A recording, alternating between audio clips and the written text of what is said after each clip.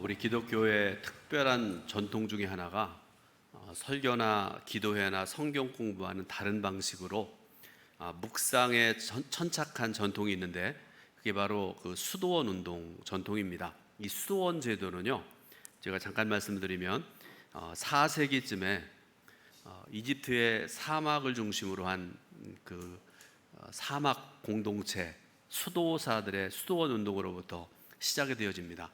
6세기에 이르러서는 서방 기독교회에서 등장한 베네딕토 수도회, 캐톨릭에서 요즘에 이제 중심이 되어서 일을 하는 수도회이죠. 베네딕트 수도회로 이어지고요. 13세기에 이르면 탁발 수도회라는 그런 말, 여러분들 우리 개신교에서는 말 잘 안 쓰는 말이기도 한데요. 그 근원이 여러분 사도 바울이 복음을 전할 때에 어디 지원받지 않잖아요. 가서 거기서 예를 들어서 천막을 만드는 그런 일을 해서 자기가 스스로 벌어서 스스로 이렇게 복음을 전하고, 그걸 바탕으로 해서 그 탁발 수도회가 또 이렇게 생겨나게 되는데요.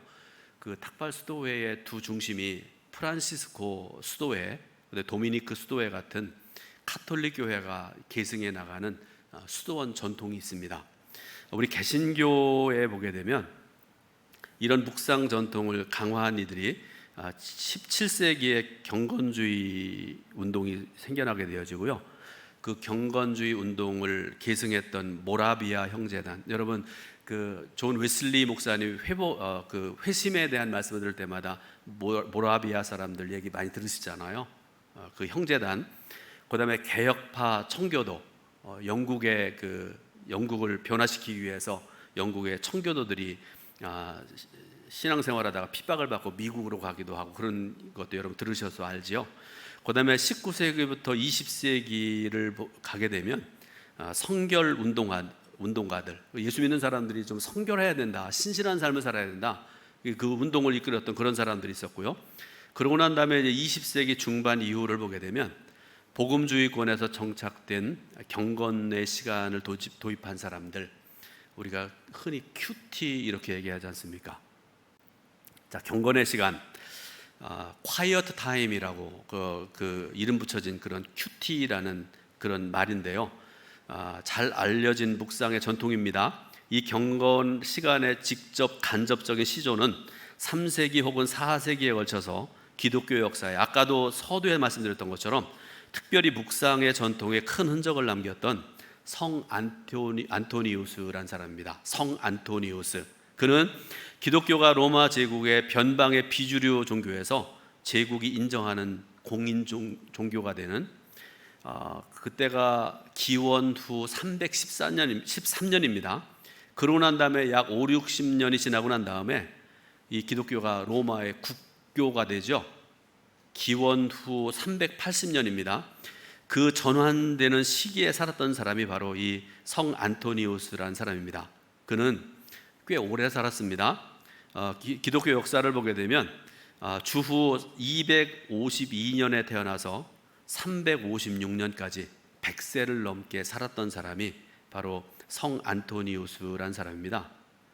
그는 기독교가 로마의 국교로 승인되는 그 장면을 목격하지 못했지만, 그러나 소수자였던 비주류였던 기독교인들이 여전히 그들의 신앙의 목숨을 건 헌신으로 지켜내던 그 시기에 신앙을 지켜내기 위해서 생명을 바치는 사람들이 수백 명, 수천 명이 되지 않습니까?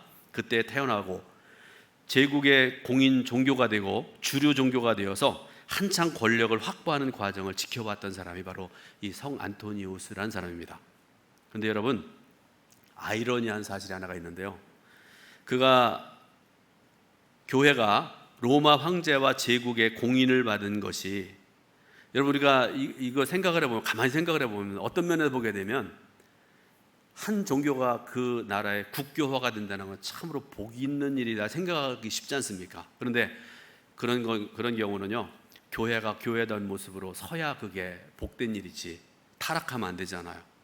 그런데 성 안토니우스가 봤던 그 모습은 뭔가 하면, 교회가 이제 로마 황제와 제국의 공인을 받은 그 모든 것들이 교회의 승리와 영광이 아니라 교회의 순결 상실, 세속화라는 패배로 인식했던 사람들 중에 한 사람이 바로 이 성 안토니우스라는 사람입니다.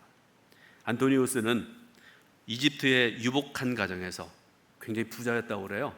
그리고 그 어머니와 아버지가 신실한 믿음으로 살았던 그런 가정에서 태어나고 자라났던 사람입니다. 그런데 불행이 닥쳐오게 되는데요. 10대가 되어서 그 경건하고 신실한 그런 삶을 보였던 아버님, 어머님이 사망하세요. 그러고 난 다음에 어린 여동생과 함께 고아가 된 안토니우스라는 사람이 자기 한 가정을 책임지는, 두 사람뿐만 아니라 수많은 하인들도 있고 있는데요. 그 가정을 책임지는 가장이 됩니다. 그래서 그가 이제 어려서부터 믿음으로 살았던 그런 사람이고, 그래서 그는 복음서를 읽고 예수님께서 행하신 일들, 예수님께서 주신 말씀을 들으면서 또 사도행전에 등장하는 초대교회의 모습을 이제 묵상을 하고 그러면서 결심을 합니다. 내가 가지고 있는 모든 소유를 다 팔아서, 이 사람이 했던 일이 뭔가 하면 두 가지 하는데요. 자기 여동생이 아직 어리지 않습니까? 10대 초반밖에 안 되는 어린 여동생인데, 그 여동생이 평생을 살아갈 만한 그런 약간 적은 재산만을 남기고 나머지 모든 재산들을 다 팔아서요, 가난한 사람들에게 나눠줍니다. 그러고 난 다음에 이 성 안토니우스가 했던 일이 뭔가 하면 오직 주님만을 따르는 삶을 살기 위해서 사막으로 들어가요. 거기서 평생을 살았던 사람입니다. 자, 그가 사막에서 소수의 동역자들과 함께 하면서 수도사들의 생활의 표준이 되는 요소들을 삶에서 구현해냈고요. 이를 통해서 당대와 후세에 막대한 영향을 끼친 사람이 바로 이 성 안토니우스라는 사람입니다. 사막 교부 하면 여러분 아주 유명한 그런 사람들인데요. 관심 있는 분들은 여기에 대한 책을 한번 사서 읽어보시면 참 좋겠습니다. 그는 하나님과 직접 대면하는 시간을 충분히 확보하기 위해서 홀로 있을 수 있는 공간, 사막으로 들어갑니다. 거기서 그가 어떻게 생활하는가 하면 내면적인 집중을 하기 위해서 고독과 금식, 신앙생활하면서 말이 너무 많으면 여러분 안 좋아요. 줄여야 됩니다. 금식도 가끔씩은 해야 될 필요가 있습니다. 내면적인 집중을 얻기 위해서 그런 일을 했고요. 두 번째로 영적인 교제를 깊이 하기 위한 명상과 기도, 마음의 변화를 얻기 위해서 성경 공부와 묵상, 하나님의 사역을 감당하기 위한 육체 노동. 이 사람들은 육체 노동 굉장히 신성시합니다. 또 하나는 귀신을 내쫓는 일, 기독교 역사에서 굉장히 중요한, 예수님이 행하셨던 그런 일이기도 하죠. 여기에 매진하는 그런 평생을 이제 매진하며 살아갔는데요. 이런 안토니우스의 유산은 이후 모든 수도사와 수도원 공동체의 모델이자 이상이 되었습니다. 근데 여러분, 우리 개신교는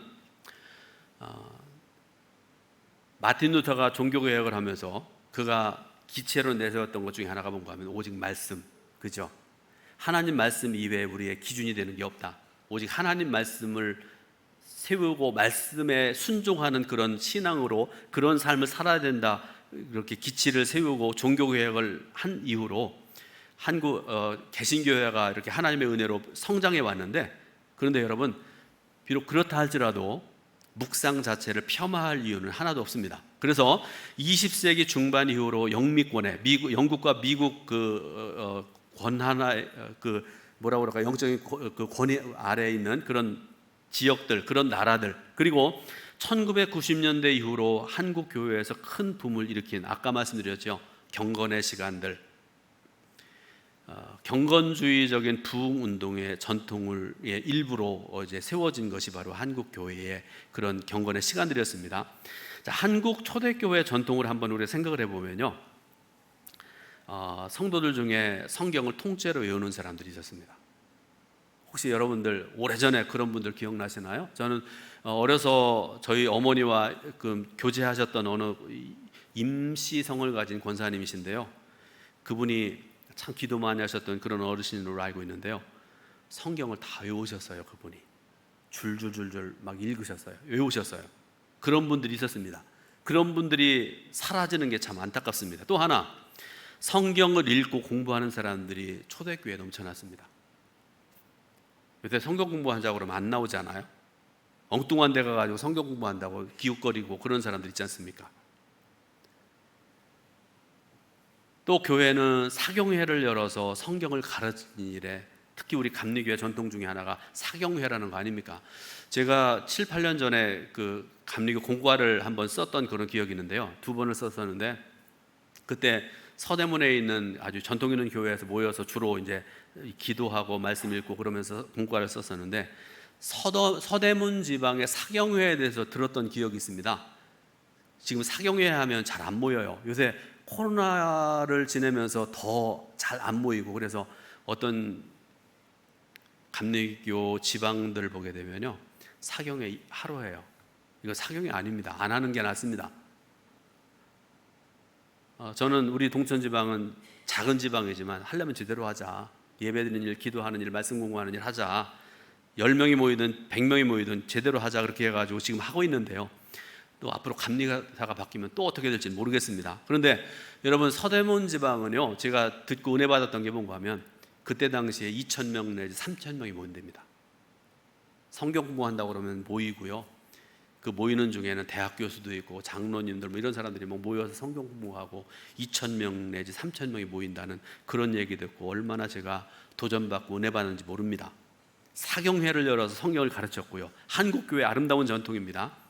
그러니까 한국교회는요, 큐티가 도입되기도 전에 말씀을 읽고 묵상하는 일에 전혀 소홀함이 없었다는 것을 우리에게 알려주는 그런 말씀이기도 하죠.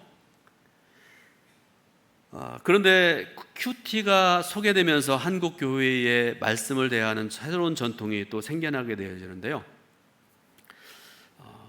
이 큐티와 함께 생겼던 아주 중요한 그런 모습들 2가지 중에 하나가 뭔가 하면 새벽 기도하는 일이지요.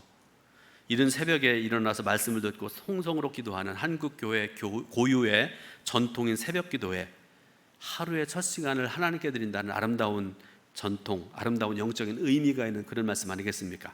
그런데 그 시간에 일방적으로 설교를 듣고 통성기도 하는데 집중하느라고, 그래서 여러분 새벽 기도 시간에는 저도 앞으로 더 조심하려고 그러는데 설교 시간을 좀 짧게 해야 되겠다, 그런 생각도 하고요.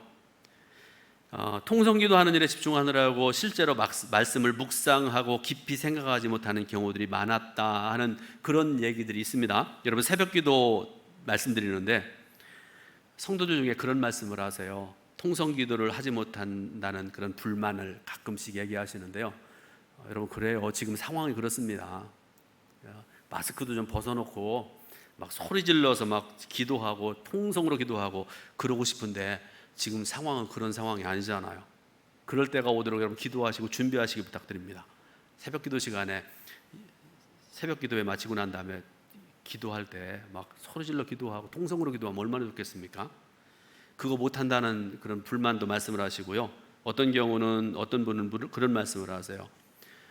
조용히 앉아가지고 묵상하고 기도하고 싶은데 옆에 앉은 사람이 자꾸 막 소리 질러서 막 그렇게 기도해서 방해가 된다, 그런 불만도 있고 그렇습니다. 쉽지 않습니다. 그렇지만 어쨌든지 간에 여러분, 새벽 기도의 전통은 한국 교회를 교회답게 하는 그런 아름다운 전통입니다. 또 하나는 성경 통독 전통의 보완입니다. 성경 통독에 열심을 내는 성도들 다수는 말씀을 많이 읽기 위해서 혹은 더 잘 이해하기 위해서 통독을 했습니다. 그러나 통독 역시 말씀을 통해서 한 개인이 하나님을 주관적으로 만나는 경험을 강조하지는 않았습니다. 이 큐티라는 것이요, 정해진 시간에 말씀을 읽을 때 단순히 그 말씀을 이해하는 차원을 넘어서 각 개인에게 말씀하시는 하나님의 음성을 듣는 훈련을 강조했습니다. 특히 읽을 말씀 중에서 자신에게 특별히 와닿는 말씀. 자, 우리가 시편 1편을 읽었다고 그러면 1절부터 6절 말씀인데요, 여러분 이 6절의 말씀 중에 특별히 한 절이 내게 와닿는 그런 말씀이 있지 않습니까? 즉 내게 주시는 하나님의 말씀을 듣고 적용하는 경험을 강조했던 것이 바로 큐티라는 것이지 않습니까? 우리가 신앙생활하면서 하나님의 말씀을 아는 것 굉장히 소중한 일입니다. 성경 읽는 일에, 배우는 일에 여러분 열심을 다해야 됩니다. 그리고 내가 알고 내가 배운 것을 묵상하는 것이 굉장히 중요합니다. 여러분, 묵상하면 저는 그런 생각을 해요. 소가 항상, 소 옆에 가면 항상 뭔가를 이렇게 깨물고 있잖아요. 씹고 있잖아요. 뭔지 아시잖아요? 소는 뭐를 이렇게 먹어가지고 대충 씹어가지고 뇌 속에다가, 뇌가 죄송합니다. 우위에다가 저장을 해놨다가 그거를 꺼내가지고 계속 씹어가지고 다시 완전히 해가지고 다시 넘긴대요. 소가 미련한 게 아니에요. 지혜로운 동물입니다. 묵상이 굉장히 중요한데 그 이유는 하나님과의 온전한 관계성 안에서만 내 신앙이 성장할 수 있기 때문에 그렇습니다. 잘못된 메시지에 현혹되지 아니하고, 어떤 말씀을 어디 가서 여러분 들었는데 이게 하나님의 진리의 말씀인지 아니면 이단의 말인지 우리가 판단할 수 있어야 되지 않습니까? 그게 하루아침에 되는 게 아니지 않습니까? 그래서 그런 것들에 현혹되지 아니하고 하나님께서 원하시는 정도를 걸어갈 수 있기 때문에 그렇습니다. 우리를 미혹하는 마귀 사탄과 영적인 전쟁에서 넘어지지 않고 승리할 수 있기 때문에 우리가 묵상해야 된다, 그런 말씀입니다. 오늘 우리가 시편 1편 1절부터 3절 말씀을 읽었는데요, 이 말씀을 통해서 하나님께 인정받는 묵상의 비결에 대해서 살펴보고 함께 은혜 받으려고 합니다. 어떻게 하면 되는가? 첫 번째로 불경건한 자들에게 지침을 구하지 않는 삶을 살아야 됩니다. 본문은 복 있는 사람이라는 말로 말씀이 시작되어지는데요, 여기서 복이라는 말은요, 흔히 우리가 오해하기 쉬운 것 중에 하나가 뭔가 하면 많은 사람들이 받기 원하고 좋아하는 물질적인 복, 그게 전부인 줄 알고 살아가는 사람들이 있어요. 그게 아닙니다. 오늘 말씀을 보게 되면요, 시편 1편도 여러분 10번, 20번, 100번 읽어야 될 필요가 있는 그런 생명의 말씀이기도 하고 그런데요, 이 여러분 여기서 말씀하는 복이라는 거는요, 관계의 복입니다. 어떤 관계인가 하면 하나님과 나와의 영적인 관계의 복, 이게 바로 시편 1편에서 말씀하는 복입니다. 그러므로 하나님과의 영적인 관계가 회복된 복 있는 사람은 하나님과의 올바른 관계에 있을 뿐 아니라 하나님께 인정받는 사람이다, 이렇게 말씀을 하세요. 6절 말씀을 보게 되면요, 그 말씀 중에 이렇게 말씀하십니다. 무릇 의인들의 길은 여호와께서 인정하시나, 이렇게 말씀을 하세요. 그리고 복 있는 사람의 핵심적인 특징을 2절에서 말씀을 하시는데요, 오늘 2절 말씀이 굉장히 중요합니다. 2절 말씀을 같이 한번 읽어보겠습니다. 오직 여호와의 율법을 즐거워하여 그의 율법을 주야로 묵상하는도다. 아멘. 1절과 2절의 말씀을 여러분 자세히 한번 집에 가시면 10번 이상을 한번 꼭 읽어보시기 바랍니다. 복 있는 사람의 특징을 말씀을 하시면서 악인들의 꾀를 따르지 아니하고 죄인의 길에 서지 아니하고 오만한 자의 자리에 앉지 않는 것이다, 이렇게 말씀을 하세요. 시편 기자는 사람이 하나님 말씀보다 악인의 꾀를 따르는 점점 그렇게 삶을 살아가면 점점 더 세상 사람이 되고 타락한 사람이 될 수밖에 없다, 이렇게 말씀을 하고 계세요. 그러므로 하나님께 인정받는 묵상의 삶을 살기 위해서는 악인의 꾀를 따르거나 그 영향권 내에 들어가지 말아야 됩니다. 그러면 악인, 죄인, 오만한 자는 누구인가를 우리가 좀 알아야 되는데요, 간략하게 말씀드리면 악인은 언약에 참여하지 못함으로 하나님 앞에 여전히 죄인의 상태로 살아있는 사람, 살아가는 사람, 하나님의 말씀과 관계없는 사람. 두 번째로 죄인, 자신의 잘못된 행위로 인해서 징벌을 받아야 되는 사람. 하나님 말씀을 믿는 것 같긴 한데요, 항상 죄 가운데 살아가서 하나님의 징벌을 받아야 되는 그런 죄인. 세 번째로 오만한 자, 하나님의 말씀대로 살려고 애쓰고 수고한 의로운 사람들을 비웃고 조롱하는 자들. 교회 안에서 함께 예배드리는 것 같은데도요, 예를 들어 말씀을 전하는 목사에 대해서, 또 대표기도하는 장로님에 대해서, 찬양하는 성가대, 또 함께 신앙생활하는 성도에 대해서 항상 안 좋은 얘기만 하는 사람이죠. 뭐 이래 뭐 저래 그러면서 바로 오만한 자. 그러면 그들의 꾀를 따르고 길에 서며 자리에 앉는다는 것이 무슨 의미인가를 또 말씀을 드리려고 그러는데요, 여기서 말씀하는 꾀라는 것은요, 영적인 도덕적인 조언을 의미하는 그런 말입니다. 길이라는 것은요, 어떻게 살아가는가 하는 것을 말씀하는 것이고요, 자리라는 것은 함께 어울리고 동화되는 것을 나타내는 그런 말입니다. 따라서 꾀를 따르는 것은 그들의 조언과 지침을 따른다는 것이기도 하고요, 길에 선다는 것은 죄인들의 생활 방식을 생각해 보기 위해서 잠시 멈추는 것을 의미하고요, 자리에 앉는다는 것은 오만한 자들과 함께 어울려서 동화된다는 것을 의미하는 그런 말입니다. 요약해서 말씀드리면 하나님을 믿지 않은 불경건한 사람들의 영적인 인도를 따르지 않고 그들에게 지침을 구하지 않는다는 그런 말씀이죠. 그러므로 저도 이 말씀 처음 들었을 때 충격받았는데요. 여러분들도 또 들어보셨으리라고 생각하고 제가 한번 말씀드렸던 것이기도 하고 그런데요. 강남의 어느 점집에 붙어 있다는, 이렇게 붙여 있다고 그래요. 교인 환영, 직분자 우대. 부끄러운 얘기입니다. 어디 직분자들, 그러니까 저 같은 목사들이나 뭐 이런 사람들 우대한다는 얘기 아닙니까? 교인 환영, 교인이 어디 거기 들어가서 어쩌고립니까? 그러지 말아야 되지 않습니까?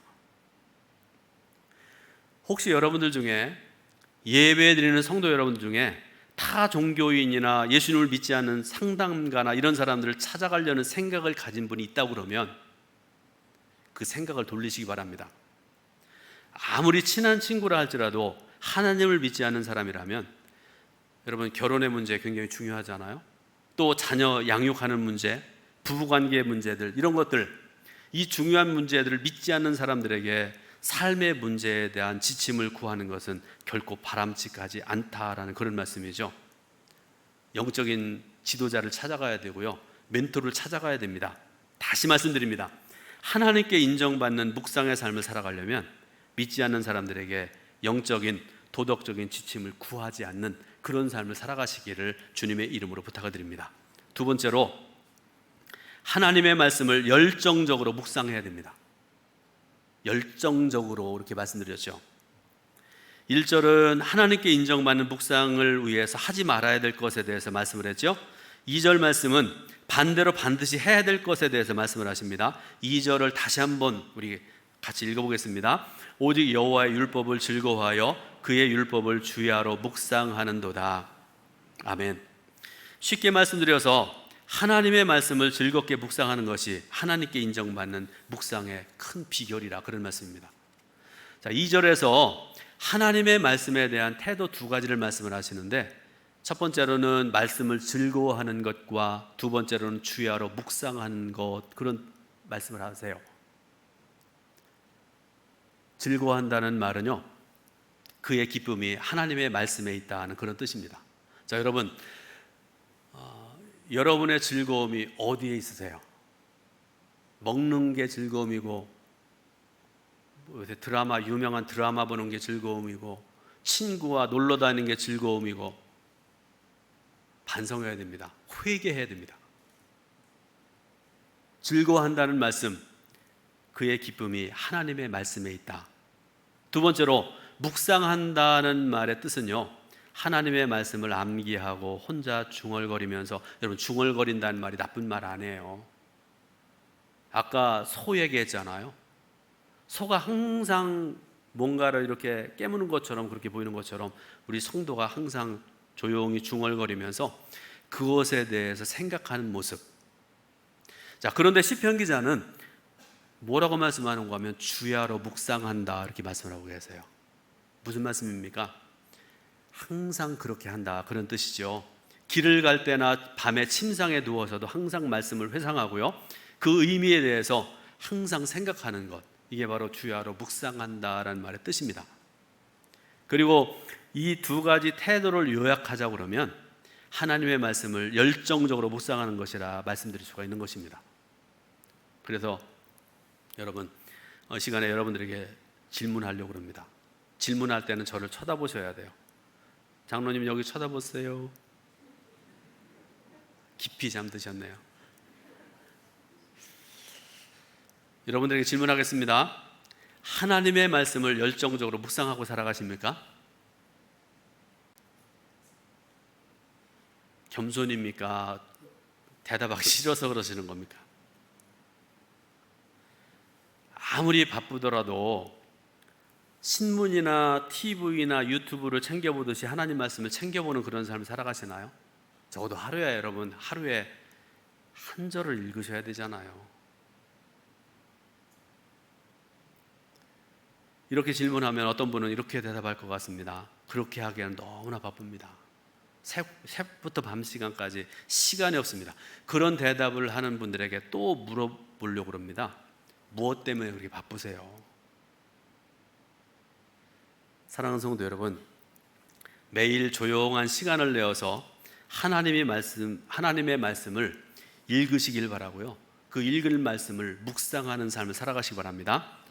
어떤 경우에는 회사에 조금 일찍 출근해서 9시까지 출근해야 된다고 그러면, 여러분 시간 없으면 출근 5분 전에 해가지고요, 뭐 5분이 많으면 3분, 3분이 많으면 1분이요, 차를 세워놓고 그 안에서 여러분 묵상하면 되지 않겠습니까?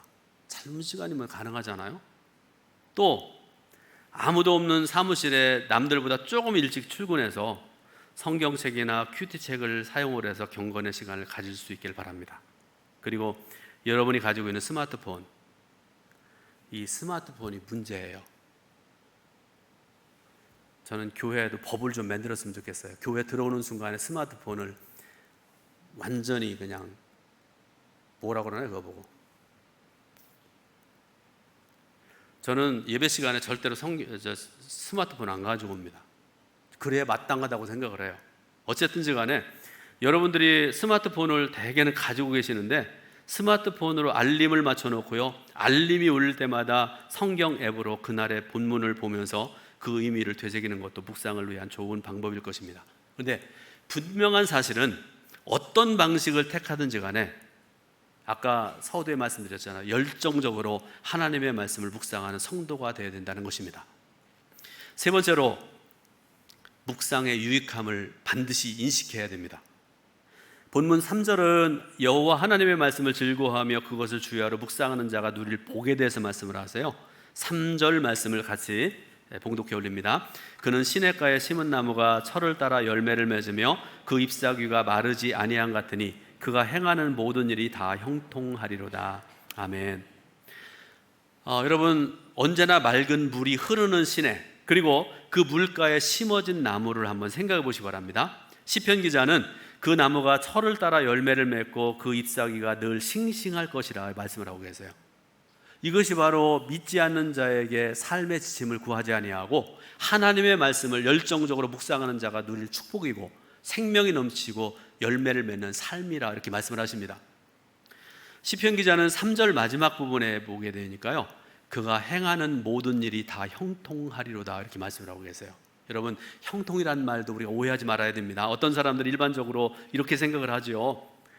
모든 일이 다 내 뜻대로 이루어지는 것, 그게 형통이라고 생각을 해요. 아닙니다. 오해 중에 그런 오해가 없습니다. 성도 여러분들은 말씀의 묵상이 가져다주는 유익을 반드시 인식해야 됩니다. 그것이 여러분의 묵상을 한 단계 수준 높은 단계로 이끌어주는 그런 모습을 보여주실 것입니다.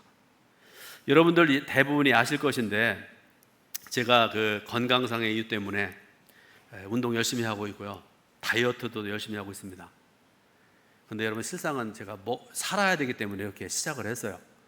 오늘 새벽에도 제가 그렇게 좋아하던 라면 먹은 지가 언제인지 모르겠는데요, 오늘 새벽 기도 마치고 난 다음에 집에 가서 이제 먹을 걸 제 아내가 좀 이렇게 해주시는데, 너무나 주는데요. 어쨌든 감사함으로 이제 먹었는데, 떡을 요거만한 거 하나를 이렇게 녹여가지고 하나는 자기가 먹고 2개를 나눠줘요. 좀 부족하다 싶었습니다. 그러고 나서 포도를 몇 개를 먹었습니다. 그래서 계란 후라이 하나 더 해주면 안 될까 그랬더니 쳐다도 안 보는 거예요. 어쨌든지 간에 여러분, 아침 저녁으로 먹는 거 절제하고 아침 저녁으로 걷고 그렇게 살아가고 있습니다. 절제하고 살아가고 있습니다. 근데 여러분, 이게 그렇게 쉬운 일이 아니에요.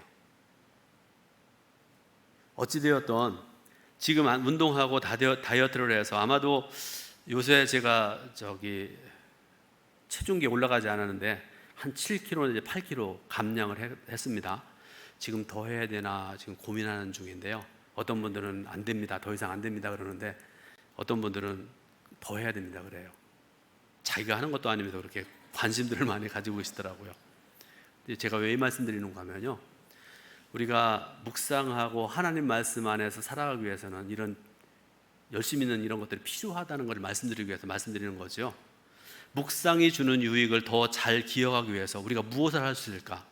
제가 여러분들에게 좀 몇 가지 말씀드리는데요. 한 가지 제안, 여러분 사진을 한번 보여주시기 바랍니다. 자, 여러분 그 맑은 물 옆에 심겨진 나무 보이시죠? 또 하나 사진인 것 같은데요. 먼저 거보다 더 자연적이고 더 아름다운 모습이잖아요. 맑은 호수, 그 옆에 아주 잘 자라는 나무가 있지 않습니까? 저거 보시면서 여러분 한번 들어보시기 바라요. 시냇가에 심은 나무의 그 모습, 혹은 여기다가 여러분 하나 더 하자 그러면 시편 1편 3절이 적혀있는 액자를 구입해서, 저는 액자 파는 사람이 아니지만요, 그것을 한번 구입을 해서 자주 볼 수 있는 곳에 걸어두는 것 굉장히 괜찮을 것 같습니다. 그리고 수시로 그것을 바라보면 그 유익을 기억하고 상기하는 데 도움이 될 것입니다. 근데 그것이 번거로우면 컴퓨터 화면, 여러분 컴퓨터 많이 쓰시잖아요. 저도 이거 잘 못하는데 여러분 아는 사람한테 좀 알려달라고 그러세요. 컴퓨터 화면, 스마트폰의 화면, 이런 것들을 그런 그림으로 바꿔놓는 것도 참 좋습니다. 또 하나 할 수 있는 일을 여러분에게 말씀드리려고 그러는데요, 말씀 묵상의 본이 될 만한 삶을 살아가는 사람들과 교제하면서 삶을 통해서 그 사람의 모습을 통해서 배우는 겁니다. 여러분 가만히 10초만 시간 될 테니까 우리 동천교회에서 그런 모델이 될 만한 사람이 누가 있을까? 있을 거예요. 찾아보시기 바랍니다. 그분들의 삶 자체가 묵상과 축복과 유익을 보여줄 것이기 때문에 그렇습니다. 보기만 해도 은혜가 되고 그런 분이 있지 않습니까? 말씀을 맺으면서 이스라엘을 가나안으로 인도했던 여호수아에 대해서 잠시 말씀드립니다. 여러분, 하나님께서 그 위대한 종이었던 모세의 후계자로 여호수아를 세우시면서 내가 이스라엘의 지도자로서 성공적인 삶을 살기 위해서 내가 그에게 주셨던 하나님의 말씀이 있는데요, 그 말씀이 어디에 기록되어 있는가 하면 여호수아서 1장에 보면 그 말씀이 기록되어 있어요. 그 중에서 여호수아서 1장 6절부터 8절 말씀을 우리 같이 한번 읽어보겠습니다. 제가 잘 보이지 않아가지고요, 옆으로 봅니다. 같이 읽습니다. 강하고 담대하라. 너는 내가 그들의 조상에게 맹세하여 그들에게 주리라 한 땅을 이 백성에게 차지하게 하리라. 오직 강하고 지극히 담대하여 나의 종 모세가 내게 명령한 그 율법을 다 지켜 행하고 우로나 좌로나 치우지 말라. 그리하면 어디로 가든지 형통하리니 이 율법책을 내 입에서 떠나지 말게 하며 주야로 그것을 묵상하여 그 안에 기록된 대로 다 지켜 행하라. 그리하면 내 길이 평탄하게 될 것이며 내가 형통하리로라. 아멘. 여호수아는 세상의 방법을 따르지 않았습니다. 애굽이나 가나안의 지혜를 구하지도 않았습니다. 언제나 하나님 말씀을 묵상하고 하나님 말씀에 순종하는 그런 삶을 살았습니다. 그렇게 함으로써 하나님께서 그에게 맡기신 너무나 소중한 사명, 곧 이스라엘을 가나안 땅으로 이끌어들이는 그 사명을 온전히 감당하게 된 줄로 믿으시길 바랍니다. 사랑하는 여러분, 불경건한 사람들에게 지침을 구하지 말길 바랍니다. 하나님의 말씀을 열정적으로 묵상하길 바랍니다. 그리고 그 묵상이 가져다 줄 유익을 생각하면서 행함의 삶을 살아서 형통한 자의 삶을 살아가시기를 주님의 이름으로 축원드립니다. 기도하겠습니다. 하나님 감사드립니다. 예배드리게 하신 하나님, 영광 돌리게 하신 하나님, 또한 이 시간에 말씀 듣게 하신 하나님 감사드립니다. 들은 말씀 우리의 생활 속에서 아름답게 실천하고 행하고 살아가는 참으로 복된 우리 동천교회 성도들 되게 인도하여 주옵소서. 예수 그리스도의 이름으로 기도드립니다. 아멘.